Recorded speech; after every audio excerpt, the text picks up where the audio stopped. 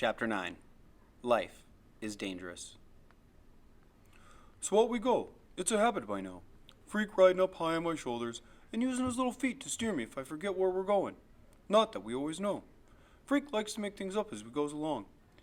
You think you're just walking along this ordinary sidewalk, and really, you're crossing this dangerous bridge. The kind made of vines that hangs high up in the air over a deep canyon. And when Freak makes it up, it seems so real, you're afraid to look down, or you'll get dizzy and fall off the sidewalk. Don't ever look down, He says, just keep your eyes closed. and then he puts his hands over my eyes and tells me to keep walking straight. 1 foot, He says, now the next. I'm fighting to keep my balance, and his hands are making me dizzy. 1 more step. Freak says, Steady, steady. Now lift up your your foot. There, we made it. and he takes his hands away, and I see we've crossed the street. Go east. He says, when I get to the end of the block. That way, mighty steed. Yonder lies the east. I go, how do you know which way is east? And then something is glinting in my eye, and Freak is showing me this little compass. The official Cub Scout compass? That's a clever disguise, so you don't know how valuable it is. He says. This is actually a rare and valuable artifact, passed down for generations. Lancelot used it. So did Sir Gawain. And for a time, the Black Knight kept it on a chain next to his heart. I go, so the Black Knight was a Cub Scout, huh? And Freak laughs and says, That way, we go to the east on a secret mission. we walk for miles, way beyond the pond and the playground and the school, and for a while, we're going through this really ritzy neighborhood of big white houses and blue swimming pools. Freak keeps saying stuff like, That's the Castle of Avarice. and Yonder lies the bloated moat. when we go under trees, he'll say, Proceed with caution. or All clear. depending on how low the branches come down. We must be east, I say. Have we got to yonder yet? Because my stupid feet are getting sore, but Freak pats me on the head and says, Yonder always lies over the next horizon. You could look it up if you don't believe me. oh, I believe you. On and on, block after block, through all these neighborhoods that Freak says are really secret kingdoms. I bet we've gone 10 miles at least, because my legs think it's 100, and even as light as Freak is, he's starting to feel heavy. We're almost there. He says, Turn at the end of the block. where is it we're going? You'll see, He says. and you will be amazed. Ahead, there's a busy intersection. Cars whizzing by, and it all seems sort of familiar. Can we stop for a Coke? I say. Grim gave me $1. Big deal, but we can split it. Freak goes, Then that shall be your reward, faithful steed. Tinted sucrose and bubbles of air. Onward, onward to the fortress.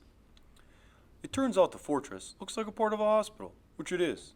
The regular hospital is around the front, and there's this new building added on and back. Medical research, it says over the front door, and I know because Freak made me spell it out. Does that mean they do experiments and stuff? Freak says. Indeed they do. What kind of experiments? I ask. Can you keep a secret? He says. Do you swear on your honor?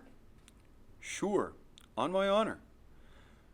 Freak is really excited. He's shifting around on my shoulders so much, I'm afraid he'll fall off. That's not good enough, he says. You'll need to swear by blood. You mean like cut myself? Well, no, he says.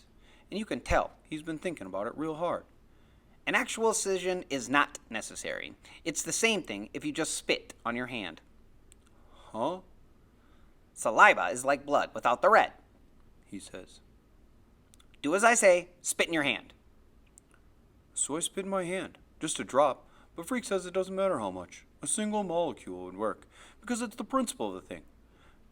Now, put your hand over your heart. He says. I put my hand over my heart. Now swear on your heart that the data you are about to receive will be divulged to no one. I swear.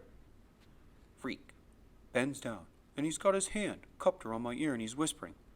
Inside the research building is a secret laboratory called the Experimental Bionics Unit. The unit's mission is to develop a new form of bionic robot for human modification. What's that? I say. Shh! Speak of this to no one. But at some future time as yet undetermined, I will enter that lab and become the first bionically improved human. I still don't know what that means, I say. Bionics. And please don't make me look it up in the dictionary, Bionics. Freak says. That's the science of designing replacement parts for the human body. You mean like mechanical arms and legs? That's ancient history. Freak says. The bionics unit is building a whole new body, just my size. Yeah? What will it look like? A robot? A human robot. Freak says. Also, it will look a lot like me, only enlarged and improved. Yeah, right, I say. Let's go home. My feet are tired. Freak tugs my hair. True, he says, with his voice getting high and excited. I've been in there, in the special unit. I have to go every few months for tests. They've taken all my measurements, analyzed my blood and metabolic rates. They've monitored my cardiac rhythms and my respiratory functions. I've already been x-rayed and CAT scanned and sonogrammed. They're fitting me for a bionic transplant. I'm going to be the first. I can tell he really means it. This isn't a pretend quest or making houses into castles or swimming pools into moats. This is why we came here, so Freak could show me where he's been. This place is important to him. I understand this much. Even if I still don't understand about bionics or what it means to be a human robot. Will it hurt? I ask. Getting your parts replaced? Freak doesn't answer for a while, and then he says in a stern, smart voice, Sure, it will hurt. But so what? Pain is just a state of mind. You can think your way out of anything, even pain. I'm pretty worried about the whole deal, and I go, but why do you want to be the first? Can't someone else be the first? Isn't it dangerous? Life is dangerous. Freak says, and you can tell he's thought a lot about this. After a while, he kicks me with his little feet and says, Home.